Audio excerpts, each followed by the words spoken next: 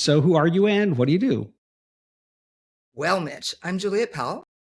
Grew up in Montreal, started out on television, and currently work as an AI advisor. I am a tech head. I also teach at NYU. I live in New York, and I'm the author of The AI Dilemma: 7 Principles for Responsible Technology.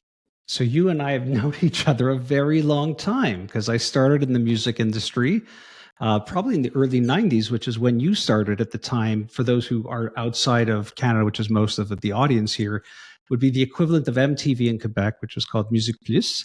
And then you move over to Much Music, which was like our version of MTV, and had a very successful career in music and VJ. And similar to me, was at the same time really interested in tech and the economy and all this sort of stuff, which I always say, Juliette, I wish I had known. We probably would have had a longer hangouts and longer Yeah. conversations. And we both took on this crazy path that led us in similar ways to speaking and talking about technology and innovation. So I'm so happy you agreed to do this and that we're not talking about all the pop music from the 90s and 2000s. Yeah, very little of which actually survived. I I know. must say that, yes, I would have loved to have known you. Like, yes, we've known each other for a very Yeah. long time, but this might just be our longest conversation, most likely our richest conversation. But I do think that the fact that we both grew up in Montreal at the same time says a lot about the incredible opportunities that we have. I mean, I remember growing up, we had 80% broadband, Yeah. right? So we had access to the internet so much earlier than the majority of people in North America or the Americas overall. Yeah. And that makes a big difference in terms of affinity and being able to pivot throughout your career, that critical thinking that comes with access to information. Yeah, I think the challenge is in Canada it just never got cheaper. It's still so expensive here. But that's, governments and how they work. So let's talk a little bit about your journey and where you Mhm. landed with AI in particular. I'm curious how early in your work you were starting to recognize what's happening with AI. Clearly, it's Mhm. something that hit the more popular zeitgeist mid last year with the launch of the generative AI tools like ChatGPT. What's your journey been with AI? In 2012, I was asked to work with Intel Labs on a giant project, a global project mapping the personal data ecosystem. And at that point, I had been looking at social graphs on the back end of platforms like Facebook, for example, and better understanding our ability to influence each other, how much the algorithm influenced what we were looking at, what kind of ads we were receiving, how marketing and advertising was then processing these ads and allowing companies to monetize. But it really wasn't until that project with Intel Labs did I realize to what extent our everyday lives are impacted not only by our data trails, but also by the processes in the back. So a lot of machine learning, a lot of deep learning these days. And that was definitely happening at that moment, much more so probably closer to 2016, 17. I really dove in. And then I went back to school when my mom passed away in 2017 and literally went from just building the technology and advising on the technology into better understanding the impact the technology is having on global society and specifically G8 countries, but also those billions of people that are coming online every year that have no idea to what extent machine learning is affecting their lives, let alone their opportunities. Or sadly, in some cases, the fact that they won't get as many opportunities. How pervasive was it? And I'm wondering if you can define a little bit what we're talking about when we talk about machine learning versus people who were very good on the farming side of data, because they're two different things. Well, I think that that project with Intel Labs really was a big eye opener for me. So when people talk about big data, for example, I think at this point we're all aware that it was Yeah. very much a marketing term. But ultimately, when we talk about personal data, there's this whole idea of ownership. And you'd think that you own your own personal data, especially there are lots of protections, as you know, around educational data, around health data. And to a certain extent, most corporations do respect that. But when it comes to the rest of our data trails, whether it's, what we're posting online, what we're texting our friends, and, what tools that we're using and what terms of service we're saying yes to, ultimately, all of that is the driver behind many of the systems that underlie our modern society. So whether we're talking about supply chains, right, a lot of that is based on machine learning, algorithmic, predictive analytics, trying to figure out how to get food in one particular area versus another area. What foods do these people like? How do they like to eat it? All of these things are understood because of our behaviors, and at the same time they're analyzed, they're processed, and they're optimized so that companies, businesses, governments can also reap more benefits, so gain insights and also verify those predictions and optimize for more predictions. So the more data we give a system, a machine learning system, and the better the questions we ask it, obviously the data has to be good. So if we're going to be using your data, Mitch, we need to know all that we can possibly know about you. In most cases, it's anonymized, it's aggregated, but ultimately part of the flip side, the negative sides, is that in fact, that data can easily be anonymized. It's very easy, for example, if I were to look at Netflix to try to determine, what your preferences are versus what, maybe your cousin's preferences are. Some of us are very, very good at that. So I think that many of the underlying processes, just without getting too technical for you, are things that we don't see. They're in a black box. Many of the companies that are using AI, machine learning in most of its forms, whether it's generative AI, whether we're talking about automation, whether we're talking about algorithms, whether we're talking about self-driving cars, right? All of it, for the most part, is proprietary. So we don't really know what's going into it, what the business assumptions are underlying, what questions are they trying to answer, and what companies' targets are when they're unleashing their systems. We just kind of interact with it. And most of us, as you probably know, are just kind of going by default. For instance, on Amazon, that Amazon buy button, we're very good at just pressing the button. When we get into our cars, we turn on our navigator systems, even if we know where we're going, because we think it's going to be better with the help of all of these tools. And ultimately, again, this whole idea of artificial intelligence does not mean that our systems are more intelligent than us. I think that's something that we have to say over and over again.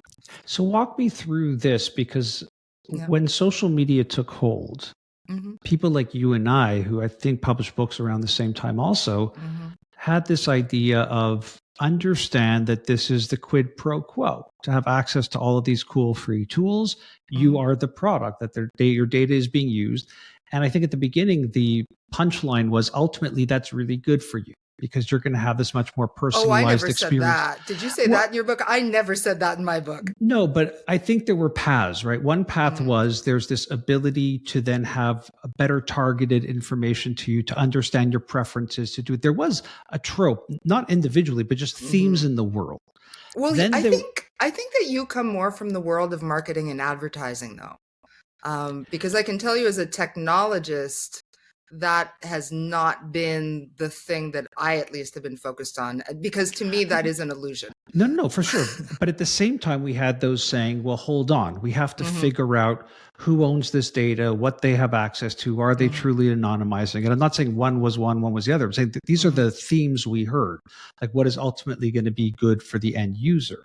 And then ultimately we got to this point where we thought, ooh, they actually have a lot more information than most people probably realized, average people, and went, well, now who should have ownership over this data? And even to this day, you'll see in the more sophisticated social platforms that even if you could export your data, like what exactly would one do with that? It's not like you could export your X profile and all your posts and tweets and then put it where, into a Google Doc? Like, what would you do with it ultimately? Well, there are personal data stores that exist on Web3 right now, but you're right. The majority of everyday people are not doing this by a long Very shot. sophisticated. Yeah. So then we head into this era of data is the new oil. and people really start awakening The to World this. Economic Forum, love that one. Love that Yes. one. And people are still Uh-huh. using it. I feel like it's being trotted out quite a bit now when it comes to AI. They're using that one quite a bit. So Mhm, talk about, like, where is the public? I think as technologists, you and I can speak very frankly about what we think is right and wrong and where mhm, the line should be drawn. But I could even make the argument that with all this information that consumers have been getting, even including massive hacks of information and massive mhm. troves of data that's gone to the dark web, and your information is out there and who cares, there seems to still be a very heavy nonchalance to this. There was a big movement of like, we should Sure. all quit Facebook. And ultimately, that hasn't happened. If we look at their last quarterly earnings, seems like things are doing really good over there. So, Yeah, but but yet, who are the new users of Facebook? Because right. ultimately, it's not you and I, right? For the most part, none of my friends are actually using Facebook. They didn't delete their profiles, but they're certainly not engaging with Facebook the way they were back in 2004. So who are these new users? They're Yeah. most And likely older people in outside of G8 countries, and their data is not valued at the same level as our right. data, ironically. So talk a little bit about like this, because now we're heading into another Mhm, movement, this AI one, where the mhm, data is going to scale at a multiple we probably haven't seen. It's mhm. going to be able, or currently is able, to do even better predictions. Like my joke is always, I don't know, I still get the same crappy ads on half of these platforms that have all this information about me. So Right. talk a little bit about where are we at, and why do you think consumers seem at the vast majority to be almost uninterested in this banging of the bell that all of us are doing of like, hey, wake up, this is your information and it has value. I think that the social context has a lot to do with it. FOMO has a lot to do with it as well. I'm always surprised when people jump on bandwagons because everybody else is, right? That's the viral effect, whether we're talking about a viral video or the use of an iPhone or even the use of Zoom during the pandemic, right? It's like we all kind of follow the leader. And we could go into viral effects and how they work, but ultimately, I think we can all relate to it from our own experience and our own understanding. Um, One thing that I think you're absolutely right about is that the everyday person is not focused on their data. They're not focused on their potential to be able to monetize their own data, let alone everybody else's data. When there are breaches, we do our best to, see if we may have been affected, but then what? We So change what? our Maybe password there's and there, move on. right? Or in some cases, you might want to freeze your credit rating, right? Or anything to do with your credit, depending on how grave it is. There are companies that will sell you identity insurance and all of these things. We've created new markets for this, right? So again, it's money on top of money. We're just capitalizing, uh, creating new businesses around human problems. But going back to what you were saying before, I feel like a lot of the problems that we're seeing with our data being collected and then used to sell products and services back to us. I mean, we saw that in television before For television, sure. right? Radio. I believe radio shows were sponsored by companies, soap companies, I think in the beginning. And as a result, all of this entertainment was related back to our love for specific soaps. And so this is, again, just not a new thing. It's a new form. I think that Marshall McLuhan said it best. The medium is the message. And at this point, as we use all of these tools, I think ChatGPT is very much the message as it regurgitates, scrapings from the internet that come from us everyday people, as well as celebrities, as well as companies and organizations. I think it's the companies, organizations, and governments that are going to have the worst surprises in all of that process. But ultimately, I think, again, through generative AI, we're seeing that nobody is kind of being left out of that. So this idea of owning your own data to me becomes all the more interesting a concept. So imagine a world in which you and I each owned our own personal data, meaning for Facebook or whatever platforms that we're using, let's say LinkedIn, for example, right? All of a sudden, Microsoft would have to pay us if they wanted to use our data for targeting, for advertising, for their own sales and marketing to their customers and clients. And then how many other companies in the world, thousands potentially, are using our personal data to do whatever the heck they're doing? Ultimately, if you were able to decide which companies should get your data, which companies shouldn't get your data, who should be monetizing your data, who shouldn't, what kind of research do we want to do? If I want to donate all of my research for cancer research because my mom died of cancer, because I really believe in climate change, and yes, I want you to be able to measure everything in my environment that I have access to in aggregate with everybody else's to really solve for vectors that we can all buy into, that's powerful. And to me, that would also change power as a whole around artificial intelligence. Sadly, it's a technology that creates deep, deep asymmetries of power because the majority of people are not creating algorithms. They're not collecting data. They're not monetizing it. So it's the usual suspects that are doing it over and over and over again. Think of Peter Thiel.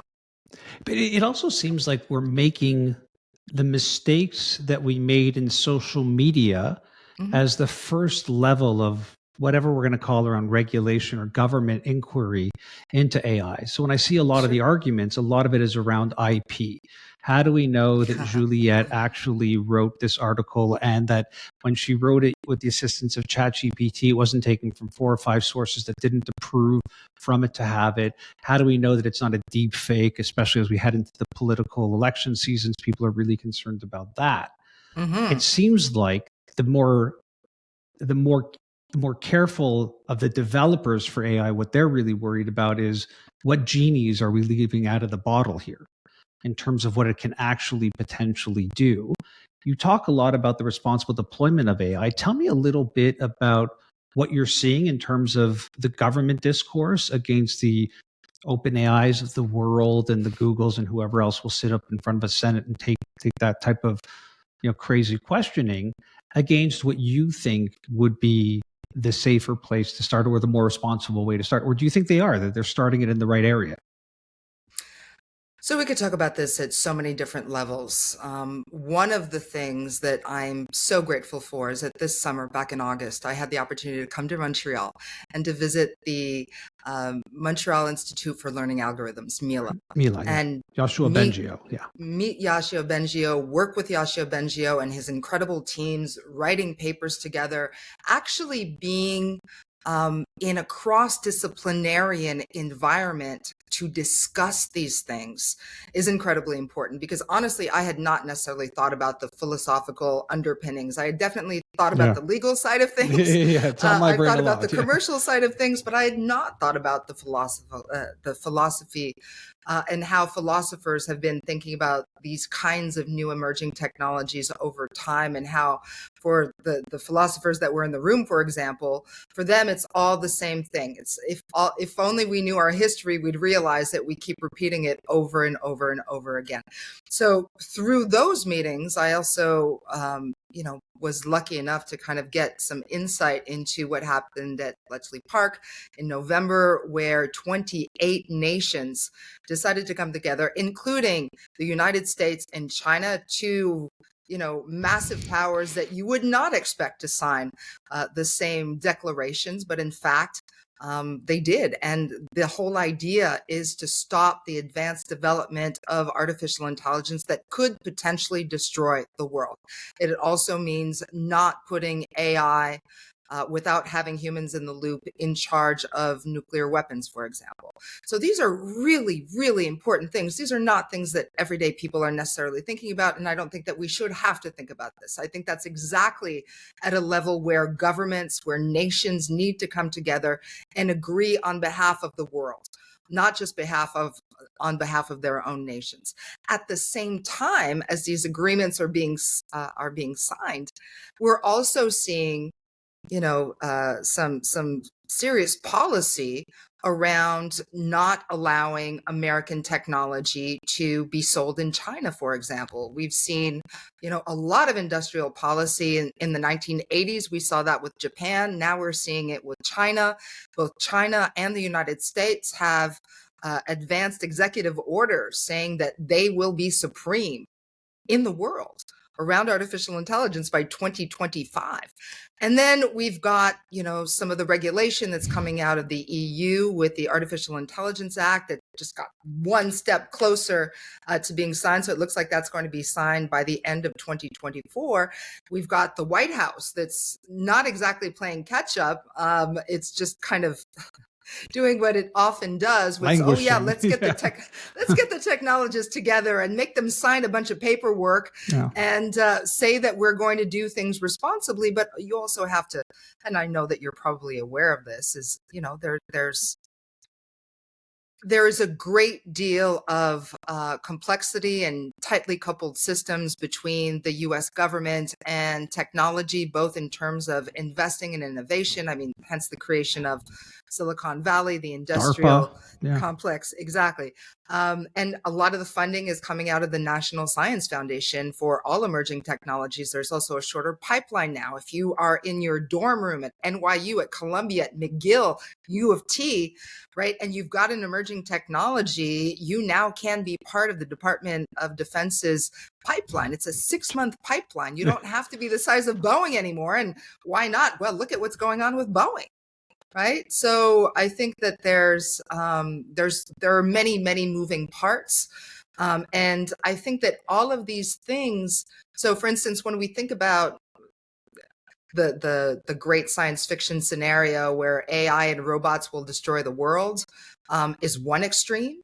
And the flip side of that coin is what happens today in terms of regulation. If we can start figuring stuff out today, hopefully we won't get to those doomsday scenarios tomorrow for our children and our legacy for the future. So what's the connection point between these countries coming together and say, we're going to sign this agreement? But like you said, at the same sign, we're hearing a ton of rhetoric where people want to have dominance in this space. They see it militarized or weaponized already. This isn't a conversation for the future. We already hear about AI drones and what's happening in the world of automation. You have people like Kai-Fu Lee coming out and talking about the AI superpowers and how China is going to deal with what's happening in Silicon Valley or the United States.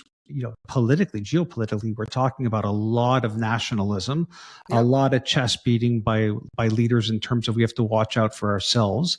A world that's hyper connected, as you and I both talked about, to being a world that's become so nationalistic was very surprising to me, especially post-COVID when we all shut down and all had to deal with how do we interact and how do we connect. We had more hate and not more togetherness.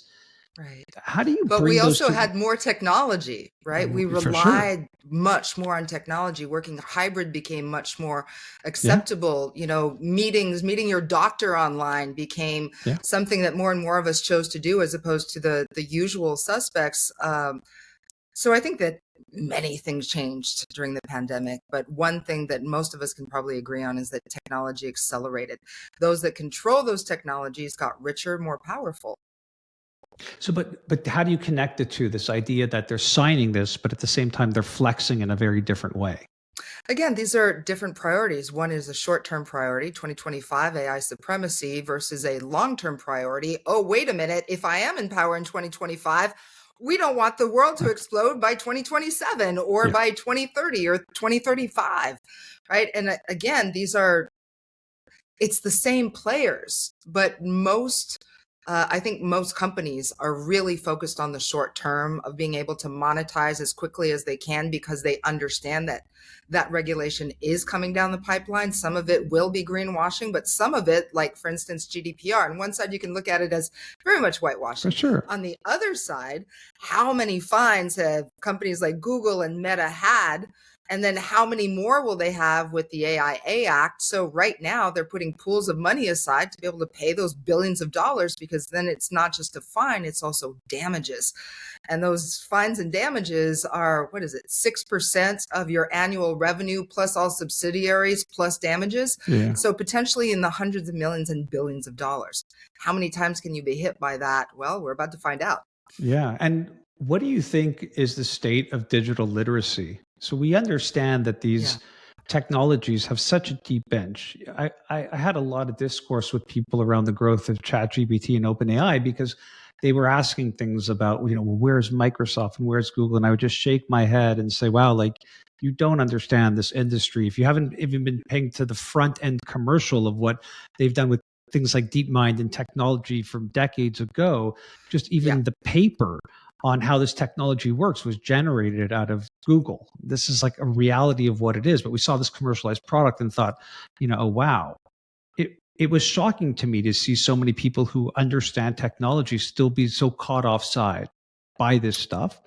Yeah. And my immediate thought is if they're having a digital literacy problem and they're catching up and learning about it, it became that point of acceleration where I wondered, what hope do we have for people who don't even understand that it's been years that somebody could speak to you, Juliette, and you're looking for insurance for your new vehicle, and all they need from you is your zip code. And based off of Sure. your zip code and the car, they know exactly what the likelihood is of you driving, getting into an accident, whatever it might be. This was all machine learning tech that's been running through FI forever and ever. Yep. So because it's a big part of what I do is digital literacy. I know it's a big part of what you do. What are your thoughts of this moment in time where it seems to have caught everybody very off guard from the commercial perspective of it? So let me go back to something that you said earlier. You mentioned DeepMind. DeepMind is a company that came out of the UK that ended up being bought by Google Google. slash Yeah. Alphabet, right? Just to remind our Yeah. listeners. But the other piece of that deal, if you recall, was that DeepMind stipulated in their contract that DeepMind would not be merged with other AI that was owned and controlled by Google, which changed in 2023. Right. So it's not just about digital literacy. It's also about the mergers and acquisitions that are happening within the industry, the consolidation of power. So let's say you are that person that's, in your dorm room at school, you came out with this really great technology. Most likely the rest of the world is not necessarily going to hear about you and how you started this amazing company. But if your technology really is that powerful, then one of the big tech companies that already exist will be the one deploying it and merging it with whatever other, technologies that they have. So how do you remain digitally literate when, again, many of the things that we say, we redefine as we go? I'll give you another example, human in the loop. This idea of human in the loop, the definition of human in the loop since 2017 has changed many, many times, depending on who's talking about it. Is it Microsoft talking about it? Is the DoD talking about it? Who's talking about humans in the loop? When business people talk about humans in the loop with ChatGPT and, implementing that within their organization, what do they actually mean? So again, this idea of digital literacy, I So think for those who is, don't know, explain yeah. what human in the loop is. Okay, well, circa 2016, 17, if you were looking at a Department of Defense, so a US definition of human in the loop, it meant that you actually had to have a person that would have direct insight, not only on the system, but would have at least one button, not necessarily be able to control the system, but at least have one button to stop it from doing mayhem. Then the definition changed several times. Yeah. Now, human in the loop, the human no longer has to be anywhere near the system. The human, in most cases, doesn't have a button that they can press. Human in the loop might be that a human, coded a drone to go attack somewhere, and you've got a pilot with a joystick sitting in Nevada, but they're listening to orders, right? And the orders are not necessarily coming from a human. And what they're seeing on the ground looks more like a video game than actual humans.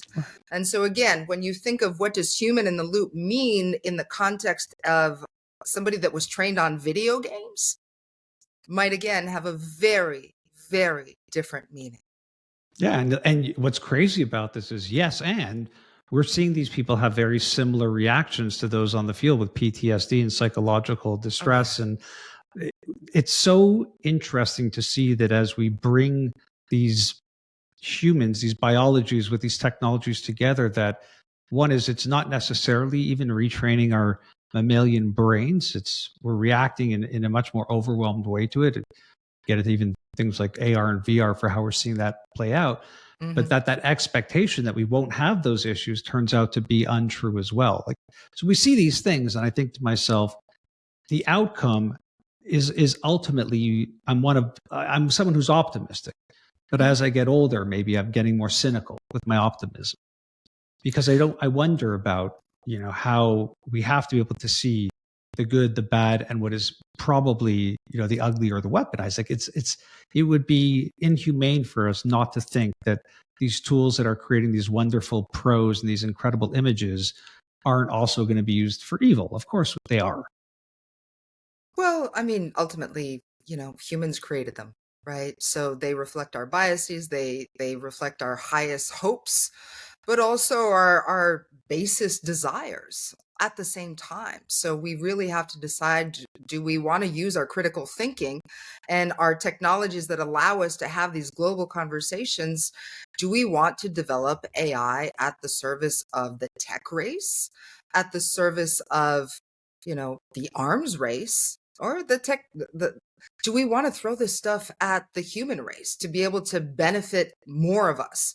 And I think that we're trying to do all of these things simultaneously, which is why most of us just kind of feel like we're at a loss. But again, there are many things that are happening Yeah. in the background that the majority of us just don't have access to. And that idea of critical thinking that you brought up, so for me, that's really key. It's one of the reasons why I started coding when I was a kid with my mom. She wanted to make sure that even though the world was changing very, very fast, that I would always have the ability to at least use my critical thinking, critical judgment. And that's why I still say to people, yes, learn how to code. Yes, learn how to do math in your head if you can. It doesn't matter how many tools can replace you. It helps you rewire your brain to stay on top of things, to be able to make an analysis, to be able to actually be in control, which means making a risk benefit analysis, right? I don't see a whole lot of people making risk benefit analysis when they decide to use a new tool, even in the context of business, even when we're talking about billions of dollars. One of the things that I do, Mitch, is part of my company is we have an AI advisory. And ultimately, what we recommend to everyone, both individuals, corporations, governments, is to do a calculus of intentional risk, to do the risk benefit analysis of developing and deploying AI tools, both inside the organization as well as outside of the organization. What I'm seeing, which is kind of shocking to me, is that they'll do a risk benefit analysis for the organization as a whole, as every company does. But then they're doing one for their AI systems as well, and they're not integrating all of the risks and benefits in that AI to the overall risk benefit analysis to the company, which I think is a huge gap, a huge problem. And sadly, those are the ones that are really, really going to be in trouble later. I wouldn't want to be an investor in those companies. Yeah, but ultimately it's become this arms race. And it's not a question that they're thinking deeply about, because their biggest concern is they're going to get either beaten out by their competition, or even more scarily, beaten out by someone who is not yet their competition. And it's going to happen expeditiously because of how these tools operate. I think it really depends where you live. So this morning, I was on a podcast with David Savage, and he's based out of the UK. He was talking about a study that came out in the UK specifically about the use of AI and how companies are actually holding back. They're not deploying in the way that they were in 2023. They don't have the plan to invest in as much AI as they did in the past. And it's the opposite of what I'm seeing here in New York. In New York, it's go, go, go, go, go. We need to make as much money as we possibly can because they're about to regulate us. So it's the Wild West over here. And so how is it in Canada? I think it's the wild. Look, I think if the US coughs, Canada gets a cold. And so you're feeling it there. But I think more importantly, what I struggle with it is this idea of, I think it was in The Guardian, there was a great article that was titled, "Is this really AI, or is this just computers doing what computers do?" And so what I worry about is, as I focus on actual AI and actual generative AI tools, it feels like there's a lot of marketing around everything having AI. My joke is like, it's the Lion King. Everything the sun touches is yours. It's AI. Right. And so to me, that creates a lot of confusion in the marketplace. Even when I speak to AI experts like yourself and I say, hey, define AI. And I've had people like Nicholas Mate on the, like really intelligent people who who built these infrastructures. Mhm. And it's amazing to hear them sometimes net out at this idea that it's simply a computer doing something a human can't do, where I might argue that it's a computer doing something that it wasn't programmed to do and creating an outcome that it could explain back to you intelligently why it did what it did. To me, that feels more like tangible AI, but the opacity of the definition, I don't think is helping both geographics, whether it's Canada, the US, or Europe. And Mhm. I definitely don't think it's helping with the marketplace, because as an investor in tech too, Mhm. everything I see is suddenly AI, generative AI. And if you dig in, I'm like, I don't know if that meets that definition. But that definition seems to be uniquely mine almost. I must say that as an investor, I would definitely dig deeper. Of So, course. Mitch, if you're getting this, if these are the actual answers you're getting when you're going to invest, don't invest. A. No, of course, but we're B, seeing, you just see companies like yeah, Cohere, which is one of the right. companies in one of the portfolios that I invest in, and these are more sophisticated technologists. But Mhm. I'm just saying that every deck you see from the people looking for funding is Mhm. tossing around AI like we would toss around the word internet in 2007. I think you mean 1999, but fair. Yeah, Okay. well, that 2007 is more when people got really crazy about it. I mean, before the bubble and the obviously inevitability of there not being enough broadband access for people to access this for these crazy valuations. I mean, as it came Mhm. back to being a viable economic engine, you started Mhm. seeing the same proliferation as we saw in those Mhm. early 2000s, late 90s, for sure. Right, which also led to the housing bubble and the finance Right. crash. Right.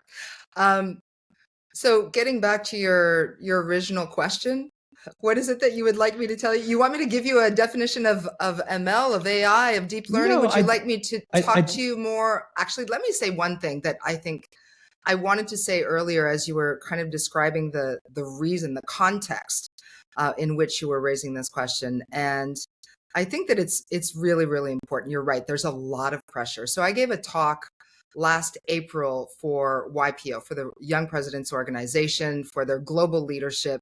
And here we are at the, I forget which, Grand Hotel in Las Vegas. And they've taken up the ballroom at the Bellagio, taken up the ball. They've spent a lot of money. I mean, a lot of money on this, right?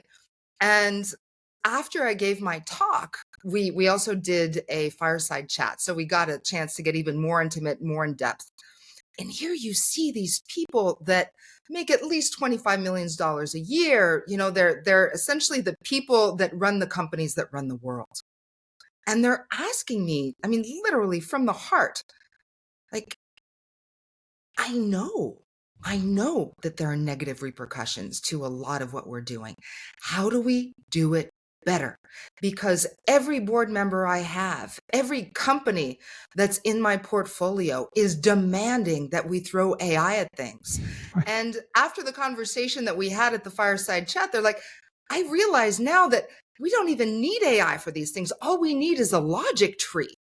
But if I don't deliver something with AI in it, I get pushback. And then if we do deliver something, we're going to get sued because we actually don't know what we're doing. And so, how do we do this calculus of intentional risk that you were talking about? And I think that that is part of the key. It's in asking the right questions. And also, again, the weights around this calculus are going to be very, very different if you're a multinational organization or if you're a mom and pop shop, right? If you're a mom and pop shop, it's kind of like the blockchain. Are you going to throw blockchain at everything when you're a mom and pop shop? No, it's going to cost you a fortune and it wouldn't even matter anyway, right? But if you're a larger organization, it might have made more sense for you. And again, depending on the specifics, also, are you focused on the short term, the medium term, the long term? All of these things are really important to take into account. So that's one of the things that I'm very focused on. It's making sure that we're giving the workshops, that we're training organizations, that we're training those that run the portfolios, that we're training the VCs because they don't know. And I'm fascinated to see like billions of dollars being thrown at things that the powers that are supposed to know actually don't know. What does give me, some sort of optimism is that they're actually coming to me and saying, you know what, we don't know. I'm That really curious. helps, Yeah, I want to go back right? yeah, for sure. I want to go back a little bit in time and talk about when ChatGPT was released. I'm November. curious about Yep. what your reaction was to it. I know it really took me a bit by surprise, obviously, especially being where I live, hearing about Mila and Joshua Benjo and just following it because of the nature of the work that I have to do. Seeing chatbots emerge, we've seen technology sniff around this idea, Mm-hmm. and suddenly this becomes the killer app, which Right. is, I found it really interesting in a world where we were seeing things like full self-driving cars and other applications that were very present in our vision. Mm-hmm. Can you talk a bit about that moment and why you think it was that, or just reflecting on what happened there to bring it, make it so exciting? I have a very, very vivid memory of the launch of ChatGPT by OpenAI, November 2022, because I had just put my book, The AI Dilemma, to bed. We had just sent the draft to the publisher in October.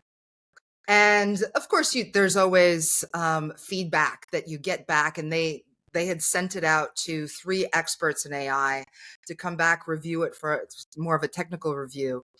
And so it hadn't come back yet. And I'm thinking to myself, oh, okay, now let me play. Let me explore this technology. Let me actually try to create a more informed decision, because my first initial reaction was, we need to throw away this book and we need to write a whole nother book. And I don't know how I'm going to explain this to the publisher who already sent me a book advance. It's like, this is, this changes everything. Yeah. And at the same time, because of the way that it was deployed, because all of a sudden over 2 months, we had 100 million users and I was one of them, and I was teaching at NYU. And I saw that my students, only a fraction of them during that holiday break actually knew about it, let alone played with it. And I thought, okay, so the normal innovators are not necessarily going to be the innovators on this one. Anybody can be an innovator on this. And that too has a huge impact on the way that it's going to be scaled, the way that it's going to proliferate, and more importantly, the way that it was going to make competitors behave. And so I came up back in 2017, again, when I was writing my dissertation, with this framework called the Apex benchmark, based on apex predators. And the idea was, once a company launches something, that everybody else in the business, when it's a game changer, has to follow suit. And so if we take ChatGPT, it was the perfect example of the apex benchmark, where here's ChatGPT, they launch, hugely successful. At that time, it's still considered a nonprofit. Most people don't understand the the Microsoft, Right. The board structure versus the corporate structure. Exactly, Yeah. exactly. And nobody's ever heard really of OpenAI at this point, unless you're really in Silicon Valley and an insider. So here we've got all these people using this. Meanwhile, Google, Meta, all of these companies have had these large language models for years. In fact, I had just had an interview at like a week before ChatGPT was launched with the head of ethics around specifically large language models. And we were talking about this and how it was going to blow everything else out of the water, and how careful Google had to be not to release it. They were stopping themselves from releasing, specifically because their reputation was global, because it wasn't going to be deployed to just 100 million people. It was going to be deployed to billions of people simultaneously, in everything from search to the tools on the back end. I mean, you have way, way, way more users than, again, an OpenAI did.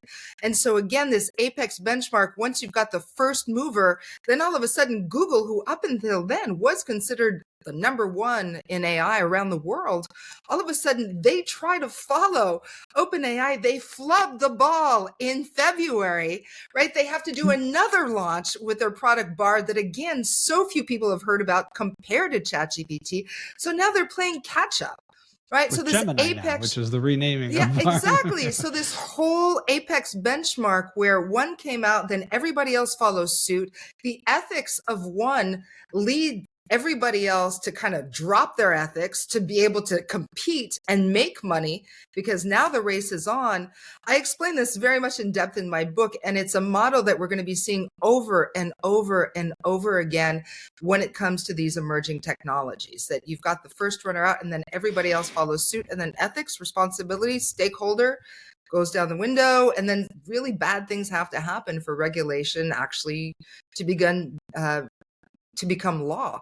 I mean, I'm sure you've heard about the $25 million heist in Hong Kong with the deep fakes, right? This poor guy is in a Zoom with a bunch of people who aren't actually people, and boom, $25 million gone.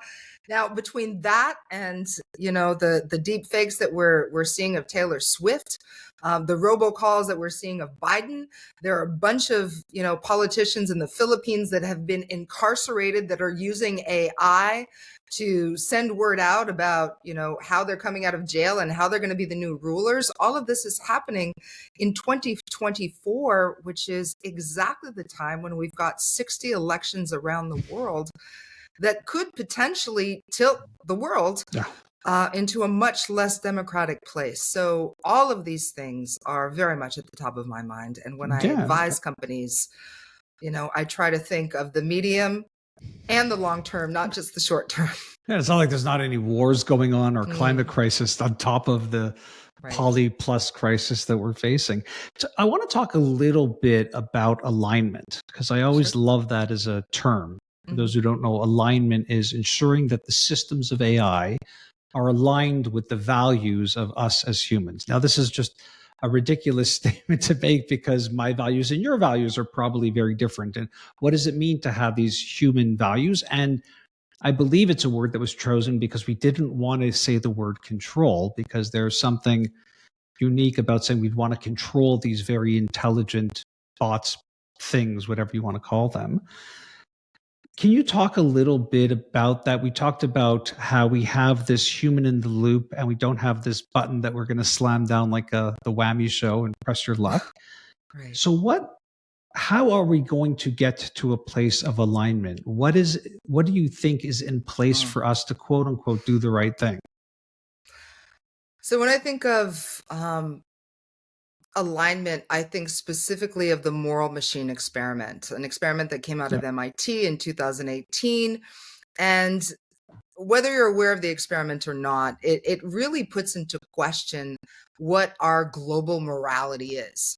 Right. And it turns out we don't really have one. Yeah. So over just for those who don't know, I watched you present on this, and you use autonomous vehicles as the example. So you'll have men and women crossing the street, and you go, who would you hit first? And you start it with more, elderly or young. And you realize really quickly in the uncomfortable laughing of the room that if you have to make the choice, it's not only a very difficult choice to make, but it does speak to the fact that we come from very different cultures, even when we're in the same room. Yeah. And there are certain cultures that would, prefer to kill a baby than kill an older people, because the older people have more experience. Whereas here in North America, it's the opposite. It's like we want to save the young at the detriment of the old.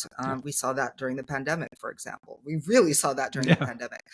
So I think that when we talk about morality, it's morality for whom?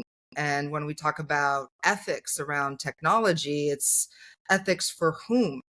It's very, very difficult to have any kind of a global consensus. And how do we then begin to create technologies that will work for everyone, as opposed to, again, first off, people in power, people that can afford it, the usual suspects. So the 2% of the world population will be well served. Us in G8 countries will likely be well served if we live in the right communities in the right times. But what about everybody else? So yeah, I am deeply concerned with all of that. But at the same time, I mean, realistically, my background. The fact that I've made it this far in this particular field is kind of astonishing. And it gives me hope that, people are inviting me more and more to have a seat at the table, knowing what my stance is. And actually paying me really good money to not only weigh in verbally, but actually help steer them in the right direction technically. I think part of it, and let me just say this, and hopefully you'll agree with this, is that whole idea of creative friction. I learned this at Musique Plus in Montreal. I learned this working with Cirque du Soleil, that the best products in the world are those that are developed with more people, more different perspectives. And I'm not just talking about cultural, we're not just talking about gender or race. We're also talking about, neurodiversity and different levels of education. People that are really coming from different perspectives, when they work together, they ask better questions, but it takes longer. Invariably, though, they make better products and they make more money. I know, like you, we're both very creative people. The output Mm. may be business or technology, but I consider myself extremely creative, and I've always seen you as being somebody who's very creative in how you think about things as well. I was thinking about Johnny Ive from Apple, who was interviewed, I believe it was back in the summer of 2023. It was for McKinsey. And they were talking about this question, which is still a very relevant question of, can this stuff be creative, generative AI? And I don't think they traipsed directly to Johnny to ask him, but just his thoughts on creativity. Right. And what he said was the creative process is fabulously unpredictable, and it's a great idea cannot be predicted. And I have that actually in my keynote presentation. I shared that with you because I would love your thoughts on it. Because at Mhm. first you think that makes perfect sense, but as you play with these devices, it's very clear to me that they are hyper creative. It is coming up with titles and ideas, including my input for it, that I would say is way more creative than where I was thinking of going with obviously a whole bunch of other inputs. Can you speak to this idea that people are still arguing that AI will never be creative? That's the stuff of humans. Where do you land on that? I go back to Marshall McLuhan. The medium is the message. ChatGPT is the message. We are feeding the machines that are feeding us. And it's, well, in some cases, it's a positive loop. In other cases, it's a not so positive loop, depending on how we decide to tweak the systems. But I think that ultimately, I'm a big believer in humanity. I'm a big believer in humans, and I'm a big believer in our ability to create. I just had a conversation last night with somebody that I used to work with at Bravo in Canada. Taffy Rosen was one of the first female videographers. She is now 70. And Taffy, don't hate me for saying this out loud, because I think it's important that people understand what kind of background she had, to then tell me that she's writing her autobiography. And Taffy had a brain tumor in her 30s. So they took out a big chunk of brain. And so she is perhaps not as flexible as some other people in terms of being able to learn new technologies. Well, Taffy not only is writing her autobiography, but she's feeding in sections of her autobiography into ChatGPT 3, who is spitting out better sentences, better paragraphs than she can write, or so she says. And it's also, exactly as you were saying, prompting her to dive and look at her career in a different way. It's asking her about things that she hasn't thought about in a long time, that there's nobody left to ask her about. And as a result, she deeply believes that her book will be better for it. And frankly, talking to her, I think it's going to be better for it, because she's not repeating the same stuff. She's now delving into new areas in her own mind, making new connections that the technology is fostering. So I do believe that depending on how you use it, depending on what your intention is, also depending on how open you are, frankly, Yeah. you will become more creative, at least now in the outset. You also have to keep in mind that it's scraping the internet, and more of the internet is content that's generated by AI. And so we'll have to see what happens in the future. One of the Yeah. places where I think that we're going to be testing a lot of these technologies, ironically, is in space. And that should be really, really interesting to see how that kind of ends up deploying here on Earth. Yeah, and it's a speculation part too. I know we have a mutual friend in Douglas Rushkoff, and Mm. Oh, yeah. one of Douglas's big gripes is that it's working off of history, and the best creative stuff doesn't really come out of history; it comes out of the inspiration of that and how Mm. it's matched to new. And I think that that's also unique because there is a weird time space continuum where the more I'm telling it to understand me and read my work and add my work to it, the more it is coming back and sounding more and more like me, which could hit this weird point where it may be historical, but it's pretty like a minute ago or a second ago versus 5 to 10 years ago of dated internet content. That's happening right now as we speak. Well, think about Bruce Willis, who sold all the Yeah. rights to his voice, to his likeness, which, of course, I think had a huge impact on, the strikes that we saw with the actors this summer, Yeah. on the deals that they wrote and signed around AI. But then the other actors that are being trained at, a pittance salary to be able to be recorded and, have their likeness and their movements and their expressions essentially captured to train AIs in perpetuity. These people, essentially sold their soul and then some. I'm not blaming them. I'm sure that if I was in similar shoes, I would have considered it as well. But the long-term implications of these decisions will also have long-term implications in terms of the roles that we'll be able to have, in keeping jobs, or at least at the very least, creating new jobs, creating new opportunities. I think that, at some point we will have to revisit universal basic income for the majority, probably sooner rather than later. Oh, Canada stays in you, Juliette. It's never like you can feel in the States. You're going to tell me the one thing that made you think differently. It's not a thing. It's my mom.